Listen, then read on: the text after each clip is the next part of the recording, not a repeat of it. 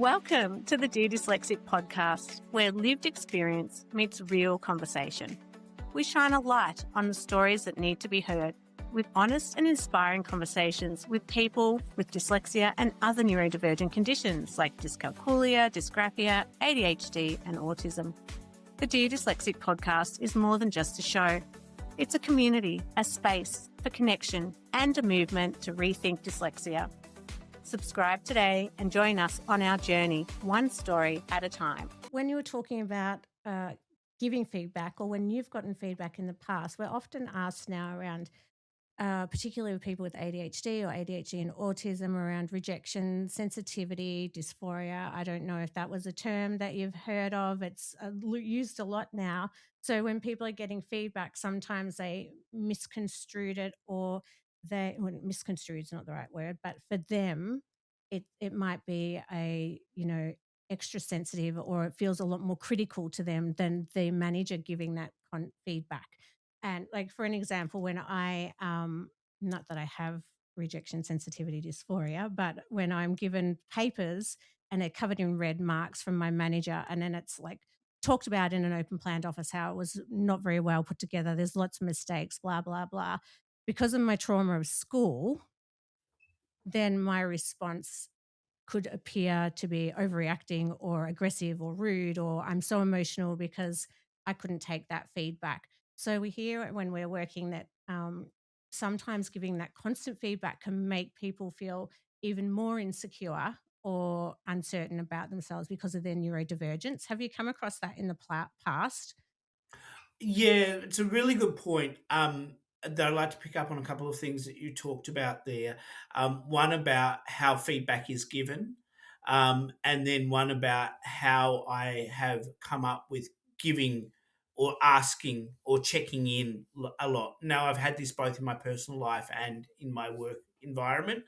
So I think it comes back to my first point about great leadership. So great leadership will not be giving feedback in an open plan environment and singling out people. To me, that's not great leadership. Great leadership will be saying to people how I mark up documents, whether it be in track changes or not. This is how it works for me, and the system comes up in red pen. Is that a trigger? I know it seems a bit. I've actually said to people, I use red pen because it shows up well on the paper for me, but I can use green pen. Is that a trigger for you? I know that it's a trigger for me. The word processor uses red in terms of its Default. track changes. Do you want me to change the color for you? And I think as a leader, having those informal, quick conversations about how you proofread and make edits to things on a one-to-one basis, or perhaps with the team, it might be in a team meeting when you're talking about a peer-to-peer review process, that it's a 360-degree process. It's not about judging. It's about helping each other. It's about catching each other. It's about having each other's back. It's not about calling out mistakes. Even though that might be part of the process, it's about making sure that everyone is felt supported and we have each other's backs. So for me, that's the first thing to your point about great leadership and how to give feedback. And I'm changing in workforce. Recently, I worked with Libby O'Loughlin, who's a great consultant based out of the NT, who works a lot on personality when working with teams. And Libby O says, let's change the word from feedback to advice. Let's to ask people for their advice because they're experts and we're all adults. Secondly, I would say let's check in and keep catch an environment, particularly for neurodiverse people. I have known by constantly and witness by constantly checking in with people can increase anxiety levels. So ask, and you can see people fidget, you can see them sweat. And it might not just be people from neurodiverse backgrounds, it might be anyone, and you don't necessarily know what the triggers are. For me, checking in is important to understand, have I set the environment right for people? However, when I notice, and it's active listening, so looking at all the psychosocial cues and environmental cues and physical cues. Uh, and when I notice those changing, saying, look, I'm setting an environment of safety here. There's no wrong answers, but you tell me how you would like things to be. So, for example, in my personal life, I mentioned earlier that I dated someone with autism. At the beginning, I would check in with them very frequently. Is the sound okay in here? Is the temperature okay? Is the lighting okay? And it would actually increase their anxiety levels. So I've said, I then found a place to say, you make yourself at home and you tell me, you have permission to tell me when things are not working for you. And that's okay. And that's a nice way to be working in a work environment, isn't it? As a manager, you tell me when things are not working rather than us always telling people when it's not working for us.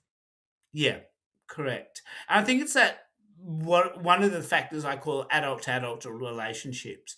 You know, okay, there are different levels of stages of growth and stages of brain development, and as a leader, you need to understand those and be able to reach people in those levels. But again, it's about setting an environment where people feel safe to have conversations with you, where they can then say, this is working for me, this isn't working for me, these are the things that I need to do, without fear of retribution. For example, wearing headphones like you're wearing today. Which I hate. Um, Can't get my Bluetooth to work. which might be okay. I remember working in a work environment where there was a policy that you couldn't wear Mm, your yeah, earbuds in the yeah. workplace. And and look, there may be environments where that is a safety hazard. Mm, So on a factory floor, for example. yeah. Or on the tools. However, it then becomes down to, how do you create the environment that is appropriate for the environment that your people are working in? So, how important do you think training is? Because you were talking about the trigger of the red pen, and you might do that instinctively because you're dyslexic, and you know that red pen may be a trigger for somebody. And so you're doing all these things naturally, partly because of your neurodivergence, partly because you're an amazing leader and you've done all this additional training. So, where do you see a gap at at the moment around leadership's understanding of neurodivergence, and where do you think the training needs to come in so that it's a bit more intuitive, or that there's more thought put in, like we were talking about with the pen, because not everyone's going to think that red pen is a trigger. That's true. Look, I suppose I'm biased in the sense of my experiences in life and my training in life. I've been fortunate to have a lot of experience and a lot of training. I would answer that question by saying you don't know what you don't know, and education helps you understand better some cases that you don't know much at all, but it helps you understand more.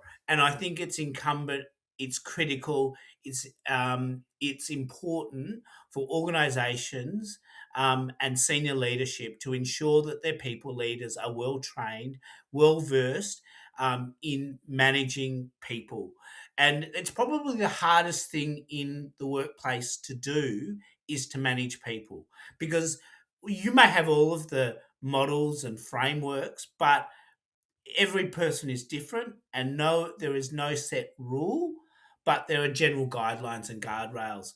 And I think if you understand how people function psychologically, socially, and emotionally, you understand how your teams work in terms of group think, you understand what is a fixed mindset and what is a growth mindset, and then what you understand about the neurodiverse symptoms or diagnoses and how best to manage them, makes you not only a better person, but a better leader. And at the end of the day, designing better commercial outcomes for the organization. So productivity is higher, engagement and satisfaction of employees and customers is higher, so your NPS score and your employee satisfaction scores are higher, therefore your bottom line revenue, profit, and margins are going to be better.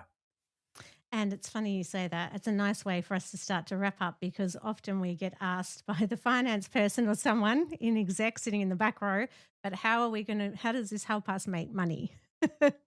Yeah, well, look, I saw a great uh, diagram about change management in the workforce, which I have to send to you. But essentially, it said we need to get a project manager in or a behavioural change scientist in to redesign this change. Oh, the existing project manager can do it. Then there's a time frame of which the project manager does it, and oh shit, we actually need the professional in to do it. And oh shit, it's actually cost us more time and money than what we expected by having an initial outlay of having the training or the professional in, or actually making the time at the beginning of the process. So I would say that your bottom line is affected by not doing it properly in the first place. And so, for those listening out there who might have thought it was a nice to have or nice to do, we're really hopefully this conversation shifting that to it's not a nice ticker box. It's actually works for everybody in many, many positive ways financially, emotionally, psychologically, the whole circle. Well, and now legislatively as well. Yes. So there are legislation and regulation that are moving towards similar legislation around sexual orientation, around gender, around bullying, toxic workplaces, and sexual harassment. So not only do we have a regulatory obligation as organisations, as leaders, we have an obligation under workplace safety for our employees to ensure that we have psychologically safe workplaces for people and people from neurodiverse and dyslexic backgrounds. Well, thank you so much. It's been such a great conversation because I think it's the tip of the iceberg. And though everyone's at risk of being in a workplace that's not psychologically safe, we know that neurodivergent people are at greater risk when we don't have the right supports, leadership, training, tools, strategies, and environments that help suit our needs. But generally, they're factors that will help create an inclusive environment for everyone. The universal design principles, generally, we'd like to talk about. If everyone gets access to something, then everyone can work in a better way. So I think it's been such a great conversation. And I feel like we need to have a follow up because we didn't even get to touch on when people don't feel safe to disclose and what workplaces could be doing. And when we don't know if someone's neurodivergent, but they show some traits, like how do we support them? And I think that would be a really great conversation to have you back on for as well. I'd be delighted to come back and talk about some of the things that I've observed, the ways in which I've managed people with those backgrounds in psycho and creating psychologically safe work environments, and also talking about structure versus creativity. So, with my neurodiverse background and dyslexia, I need to have a lot of structure, system, and process in place. However, that doesn't necessarily work for people from a creative background. And I work in marketing and branding and work with a lot of creatives. So, how do we find that balance? And you've worked with Dr. Kim Percy in the play, and she comes from a creative background, and we found a way of working really well together. So, I look forward to coming back and talking more about that too. Yeah, that would be great because we didn't touch on, which was one of my threads in my brain that dropped off, was around as a neurodivergent manager, what do we need to do to make sure that we are not impacting our teams because of the way we work and do things? And I loved when we were working on the project the other week, you said that, sometimes it's flying a plane while you're still building it. And I've just loved that saying so much because I'm not a process person. I just like to sit and create, and then try to bring people around to help me then implement what I'm trying to create and to understand what I'm trying to create. And even though my role for many years was project management, which is all process, but I still got to create things, I think. But yes, so I work very, very differently to you. And so it would be very good. And maybe we could get Kim on and we could talk about how that works, the three of us in different ways, because we do present differently. And I just think like that'd be a everyone. great conversation, and I Mm. feel our audience will really learn a lot from that. Yeah, that would be great. Well, thank you so much for coming on the show. And thank you, everyone, for listening today, because this is a huge topic that we're seeing now that it's become legislated in Queensland. I think, New South Wales. Victoria's just brought in the legislation. There's a lot of information on the work health safety sites around general psychological safety in the workplace and what that looks like. And again, Google if you need more information around those terms, but also that this is the beginning of a lot of the work that we're starting to do to ensure that neurodivergent people are safe in the workplace. It's what we've been doing for a while now, but now we've got some real frameworks to help us guide some of these conversations in the workplace. So stay tuned. And if you're really interested about this topic, please leave a comment or send us an email. We'd love to hear from you and to get your thoughts on this topic as it grows and develops in time.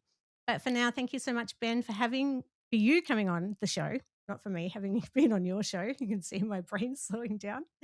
And yes, let's organize that next podcast. That would be awesome. Thank you. And I would say to everyone out there, check out the website Rethink Dyslexia. Thanks so much, Ben. And thanks everyone for listening. Bye for now. Bye for now. If you haven't done so already, make sure you sign up to our mailing list so you can keep up to date with everything we are doing at Rethink Dyslexia. So head to rethinkdyslexia.com.au.